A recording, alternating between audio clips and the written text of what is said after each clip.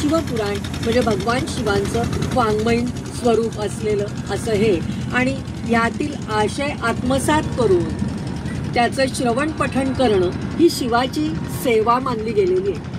शिवाची सेवा जर दुसऱ्या कुठल्या पद्धतीने आपल्याला करता येत नसेल तर आपल्याकडे फक्त ग्रंथ असण्याची आवश्यकता आहे. आणि ग्रंथ आता नेटवर पण उपलब्ध आहेत, म्हणजे ते घरातच असले पाहिजेत असं नाही, पण घरात ग्रंथ असणं म्हणजे आपलं घर तीर्थक्षेत्र होणं असाही त्यामागचा एक भाव असतो. आणि ह्या उपासनेने होतं काय तर शिवभक्ती दृढ होते आणि साधकांचा उद्धार होतो. म्हणजे आपण आता साधक अवस्थेत असू तर आपल्याला मुमुक्षु अवस्थेपर्यंत जाता येतं. मुमुक्षु अवस्था म्हणजे ज्ञानस्वरूप झाल्यानंतरची अवस्था, त्याला मुमुक्षु असं म्हटलं जातं. स्वस्वरूपाची ओळख ज्या वेळेला होते, मी कोण आहे ही ओळख ज्या वेळेला होते त्यावेळेला आपण मुमुक्षु असतो. आपल्याला कळतं की आपलं स्वरूप म्हणजेच साक्षात भगवंतांचं स्वरूप आहे. आपण आणि भगवंत हे वेगळे नाहीत.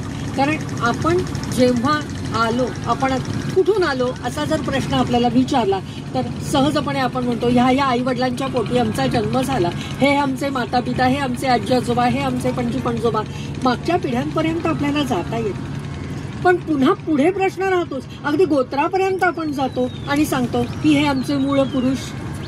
पण तरी सुद्धा ते मूळ पुरुष कुठून आले तर आपल्याला तो उगम मात्र परमात्म्यापर्यंत घेऊन जातो. म्हणजे आपण सगळे परमात्म्याकडून आलो आहोत. आणि जर आपण परमात्म्याकडून आलो आहोत तर आपल्याला कुठे जायचंय? आम्ही दादरहून आलो, आम्ही मुंबईहून आलो, आम्ही पुण्याहून आलो, तर आम्ही इथून परत कुठे जाणार आहे?